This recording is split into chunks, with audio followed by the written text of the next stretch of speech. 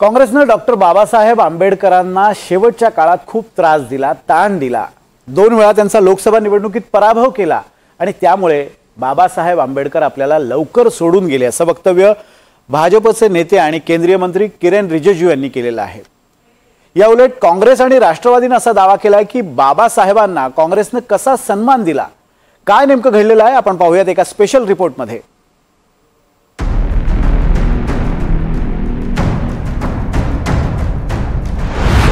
काँग्रेसने बाबासाहेब आंबेडकरांना दिलं टेन्शन।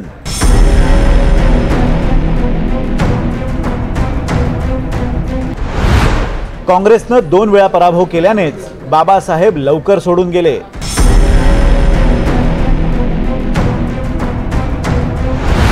भाजपच्या केंद्रीय दलित मंत्र्यांचा काँग्रेसवर घणाघाती आरोप।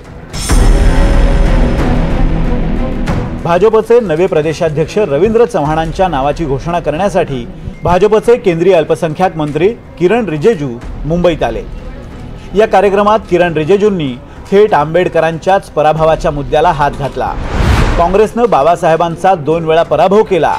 काँग्रेसने डॉक्टर आंबेडकरांना टेन्शन दिलं, त्यामुळेच बाबासाहेब लवकर सोडून गेले असा आरोप रिजिजूंनी केला है।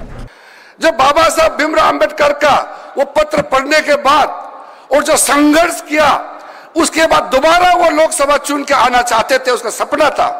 मंत्रिमंडल से इस्तीफा तो दिया, लेकिन देश का सेवा करने के लिए फिर से लोकसभा जाने के लिए बहुत प्रयास किया, कांग्रेस ने आने नहीं दिया। 2 बार मुंबई और भंडारा अपने विदर्भ में 2 बार उसको चुनाव से हरा करके फिर 56 तक उसका टेंशन, बाकी बीमारी और कई कारणों से समय से पहले बाबा साहब हमारे बीच से चले गए।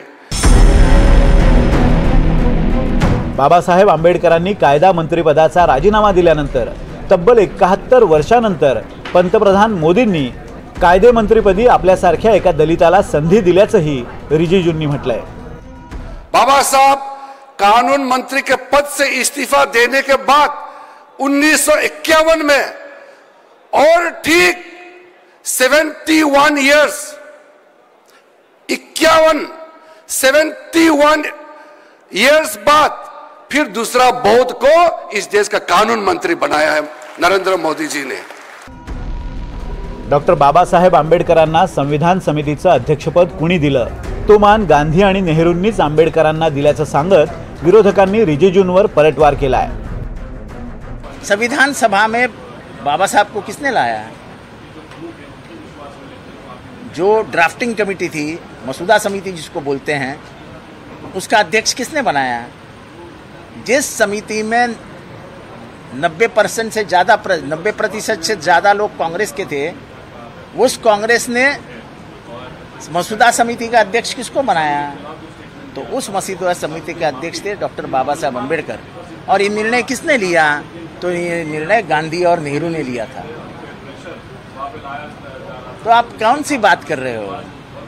बघा, काँग्रेसवर आरोप करू हे मोठे झाले, पण हे संविधान विरोधी लोक आहेत। यांनी संविधानाचा नेहमी राग केलेला आहे, भारताच्या तिरंग्याचा राग केलेला आहे, तो फडकवला सुद्धा नाही या लोकांनी।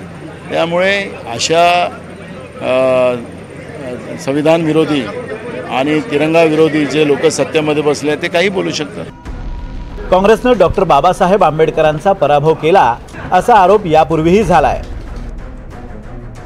भारताच्या स्वातंत्र्यानंतर डॉक्टर बाबासाहेब आंबेडकर यांनी 2 वेळा लोकसभेची निवडणूक लढवली। या दोन्ही निवडणुकीत डॉक्टर बाबासाहेब आंबेडकर यांचा पराभव झाला। दोन्ही वेळेला काँग्रेसच्या उमेदवारानंच त्यांचा पराभव केला, हा इतिहास आहे। 27 सप्टेंबर 1951ला आंबेडकरांनी हिंदू कोड बिल आणि इतर मुद्द्यांवरून केंद्रीय कायदे मंत्रिपदाचा राजीनामा दिला होता।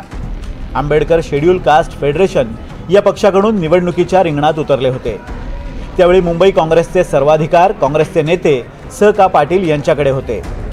आंबेडकर निवडणूक लढवणार असतील तर आंबेडकरांच्या विरोधात उमेदवार द्यायचा नाही असं स का पाटील यांनी ठरवलं होतं। उत्तर मुंबई मतदारसंघातून डॉक्टर बाबासाहेब आंबेडकरांनी लोकसभेची निवडणूक लढवली। त्यावेळी आंबेडकरांनी त्यांच्या शेड्यूल कास्ट फेडरेशनची समाजवादी पक्षासोबत युती केली होती, पण आंबेडकरांनी समाजवादी पक्षाशी केलेली ही युती स का पाटील यांना खटकली आणि त्यांनी आंबेडकरांविरोधात ऐनवेळी उमेदवार दिला। 1952च्या निवडणुकीत उत्तर मुंबईतून काँग्रेसचे उमेदवार नारायणराव काजरोळकरांनी आंबेडकरांचा 14,500 मतांनी पराभव केला. पराभवानंतर डॉक्टर आंबेडकरांची राज्यसभेवर नियुक्ती झाली, पण आंबेडकरांना लोकसभेत जाण्याची इच्छा होती.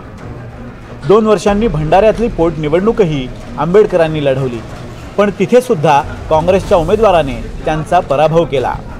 हीच आंबेडकरांची शेवटची निवडणूक ठरली.